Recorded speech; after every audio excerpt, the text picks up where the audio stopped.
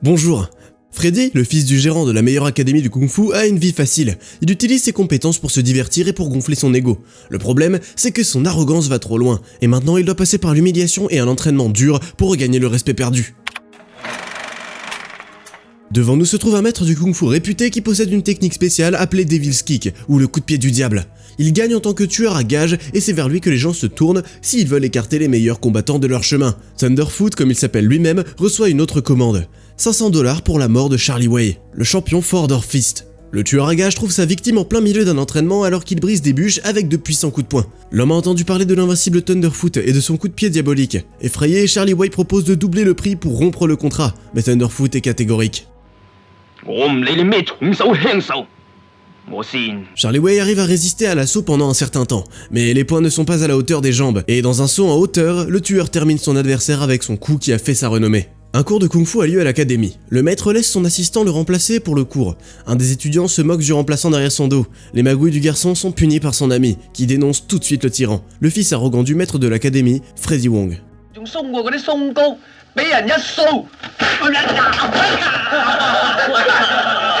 Le professeur propose au jeune homme de faire un duel, et il est immédiatement vaincu. Le gagnant déjeune avec des amis quand une jolie fille passe devant eux. Les garçons parient le repas sur le gars qui peut la séduire. Il essaie d'utiliser ses astuces intelligentes, tout ça pour se faire interrompre par la mère de la fille qui gifle le séducteur malheureux au visage. Freddy jure et il se fait encore gifler. Le deuxième duel de la journée n'est pas aussi facile que le premier. Il a sérieusement sous-estimé son adversaire. Le gars s'enfuit prétendant qu'il l'a laissé gagner. À proximité, un monsieur riche et son assistant se promènent dans un marché. Un pauvre homme lui demande d'acheter un précieux médaillon, que l'homme casse juste pour se moquer de lui, et quand on lui demande de payer, il frappe le vendeur sur la tête. Freddy, qui passe par là, demande de dédommager le pauvre homme. Une autre bagarre commence. Au milieu du combat, le méchant sort son épée et coupe presque la tête de Freddy. Même avec des légumes, le héros arrive à repousser ses attaques et il arrache de l'argent de la poche du rival au milieu du combat, le donnant au vieil homme. Après avoir privé l'ennemi de son épée et l'avoir poussé lui et son compagnon à pleurer, Freddy se retire.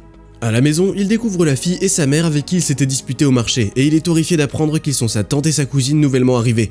Son père le présente à ses proches, le garçon essaie de cacher son visage, mais en vain. Au début, la tante ne dit pas ce qui s'est passé, le couvrant de compliments, mais elle ajoute finalement que sa fille et elle ont été attaquées par un maniaque excité qui se tient devant elle en ce moment.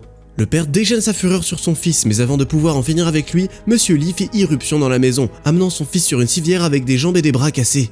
Encore une fois, c'est Freddy qui a déshonoré la famille, et si sa tante n'avait pas été là, son père l'aurait tué sur place. La femme propose que Zhao, un combattant de la maison de Monsieur Lee, frappe le jeune homme 10 fois.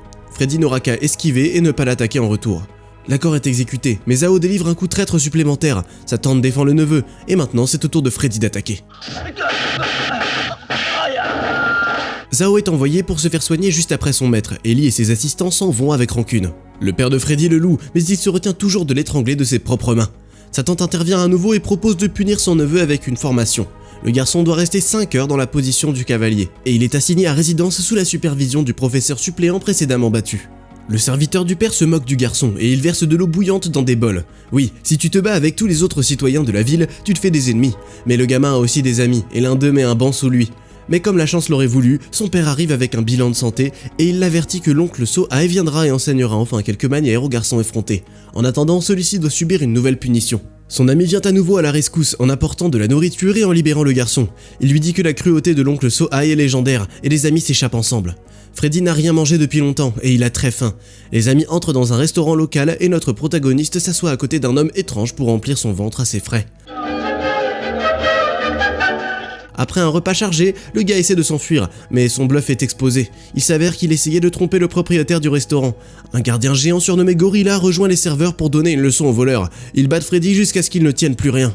Dans la bagarre, les combattants réveillent un vieil ivrogne qui défend le gars. Son style est exceptionnel et il s'occupe des jeunes combattants en un rien de temps.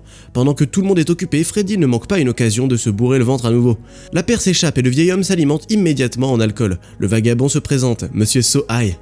Freddy se rend vite compte que c'est le même oncle impitoyable dont son père lui a parlé, et il essaie de s'échapper. Mais Ai ne le laissera pas partir. Un contrat avec le père du garçon a été signé pour toute l'année prochaine. La perspective de passer autant de temps avec un enseignant rusé, cruel et vicieux ressemble à une condamnation à mort pour Freddy, donc il décide d'utiliser la force. Mais il n'arrive pas à se rapprocher du vieil homme. Pendant le combat, il part tous les coups sans aucun mal, et il arrive même à boire du vin en attendant. Puis Ai attrape le jeune homme dans une prise vicieuse et le force à accepter d'étudier. L'entraînement épuisant commence et ressemble parfois à plus à de la torture inutile, mais le maître dit que savoir tomber est l'élément le plus important pour ce style, et que ce n'est que la première leçon. Pour la tâche suivante, il doit se balancer sur d'énormes barils avec un seau d'eau. Freddy fait genre de se noyer, et il réussit à tromper le professeur et à s'échapper en le piégeant à l'intérieur du tonneau. Le héros trouve un feu de camp et y sèche ses vêtements. Le propriétaire de la cabine revient, c'est le fameux Thunderfoot.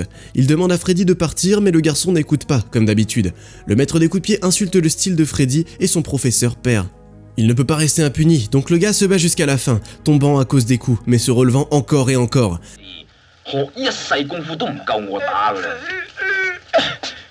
Freddy s'est battu jusqu'à l'épuisement, et il s'agenouille devant son agresseur. Comme preuve de la supériorité, le méchant brûle son pantalon.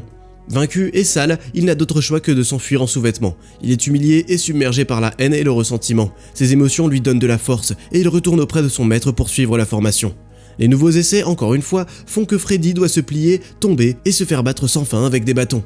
Le riz et l'herbe sont les seules choses qu'il peut manger. L'apprenti essaye toujours de tricher quand son mentor est hors de vue, mais il ne s'en tire pas aussi facilement. So-Ai voit tout, peu importe la somnolence ou la quantité d'alcool qu'il a ingéré. Le garçon a également du succès, il arrive maintenant à casser des noix avec ses doigts. Le professeur est heureux, et il lui suggère qu'il sorte se promener en ville pour se reposer. Les héros jouent à des jeux de dés pour de l'argent, et le vieil homme gagne plusieurs fois. Mais comme tu le sais bien, le casino gagne toujours, et le chef du gang propose de faire un all-in. So-Ai choisit un dé à coudre, confiant, mais il est vide. Le maître attrape immédiatement l'homme qui triche, ce qui n'empêche pas l'escroc de s'échapper avec de l'argent malgré tout. Freddy rattrape le voleur qui, à son tour, intimide Freddy en brisant une brique sur sa tête. C'est un combattant habile surnommé Iron-Headed. Les passants se cachent chez eux, craignant pour leur vie. Ai intervient juste à temps, et à deux, ils arrivent à traiter l'adversaire. Le marteau de Freddy est plus fort que le crâne, et justice est finalement rendue. Au cours d'un autre entraînement tortueux pour le poignet, le maître est à court d'alcool et envoie son apprenti en ville pour chercher du vin. Freddy ne se prive pas du plaisir de s'attarder dans le restaurant et de gaspiller tout l'argent alors que son professeur souffre d'une gueule de bois. Comme la chance l'aurait voulu, il reçoit la visite de Iron-Headed enveloppé dans un bandage, qui est venu avec un ami armé d'un bâton, le King of Bamboo. Ai se présente aussi, ce qui terrifie les hommes, mais après avoir remarqué ses mains tremblantes, ils se disent que le vieil homme est juste un menteur. Le maître ivre est gravement blessé dans la bataille, mais il tient jusqu'à ce que l'apprenti arrive. Il lui jette une cruche de vin. So-Ai, plein d'espoir et d'attente, porte le nectar des dieux à sa bouche. Tout le vin a été bu par l'apprenti insouciant. Maintenant il va devoir se prouver dans un combat avec des adversaires difficiles. Mais Freddy n'entraînait que son endurance et il manque d'habileté. Les héros réussissent à s'échapper en sautant par la fenêtre de la cabane. Même si Freddy a laissé tomber So-Ai, le maître n'est pas en colère. Et il lui montre finalement le style secret des 8 Drunken Immortals. En gros, les 8 ivrognes immortels. En faisant semblant de perdre et de tomber, tu peux tromper ton adversaire et lui porter un coup écrasant. Le gars boit tasse après tasse au chant du professeur jusqu'à ce qu'il s'évanouisse. Freddy apprend 7 des 8 techniques divines qui comprennent l'estropié, le gros, le flûtiste, le coup de pied aux jambes et les techniques de préhension de la gorge. Il ne veut juste pas apprendre la technique de la coquette Miss O, qu'il n'est pas disposé à apprendre parce que ce ne sont pas les mouvements d'un dieu, mais d'une déesse. Pendant ce temps, Monsieur Lee et le père de Freddy, Monsieur Wong, discutent de la vente du terrain. Lee veut acheter Bull Hill, qui est censé contenir un vieux cimetière. En faisant ça, il espère lever la malédiction qui fait que ses descendants n'ont pas d'enfants. Mais c'est un mensonge, sa véritable cible est le gisement de charbon qui s'y trouve. Lee offre même une partie des bénéfices à Wong, mais ce dernier est catégorique. L'homme s'en va, prévenant que rien ne l'arrêtera. Il signe un contrat avec Thunderfoot pour éliminer son rival. Pendant ce temps, Freddy tombe sur l'agresseur de son professeur, le roi du bambou. Le protagoniste tient une fiole de vin, il devient pompette pendant le combat et ses techniques deviennent plus diverses. Le combattant récemment couronné, Monsieur Stick, se fait botter le visage. C'est l'heure du grand coup de Freddy.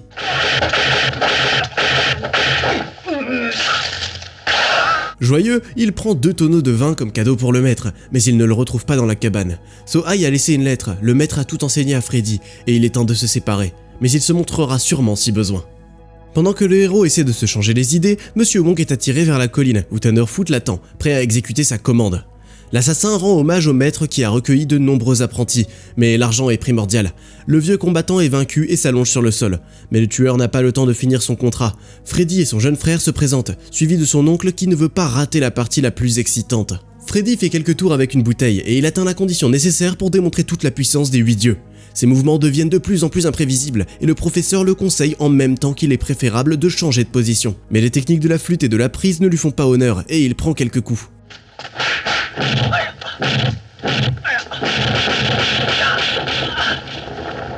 Il est temps pour la dernière technique, la déesse Miss O, que Freddy a négligée avant. Il demande à So-Ai de lui apprendre sur le pouce, mais il n'a pas le temps pour ça. Les coups du diable continuent à pleuvoir sur le héros, le mentor croit en l'élève et dit qu'il est capable d'inventer son propre style en combinant tous les précédents. Freddy invente son propre Miss O, et les 8 dieux ivres sont maintenant incarnés dans un seul combattant. Il donne des coups précis aux endroits vulnérables, saute habilement sur le cou du mercenaire et termine le méchant avec une prise d'étranglement. Le père est sauvé, le professeur est fier et l'honneur du garçon est restauré. Comme toujours, tu trouveras le titre du film dans la description de la vidéo. Pour l'instant, tu peux nous raconter ton histoire dans les commentaires. Ça t'est déjà arrivé d'avoir un enseignant très strict mais juste qui a influencé ton avenir? N'oublie pas de t'abonner à la chaîne et de liker cette vidéo aussi, pour qu'on puisse te raconter encore d'autres histoires.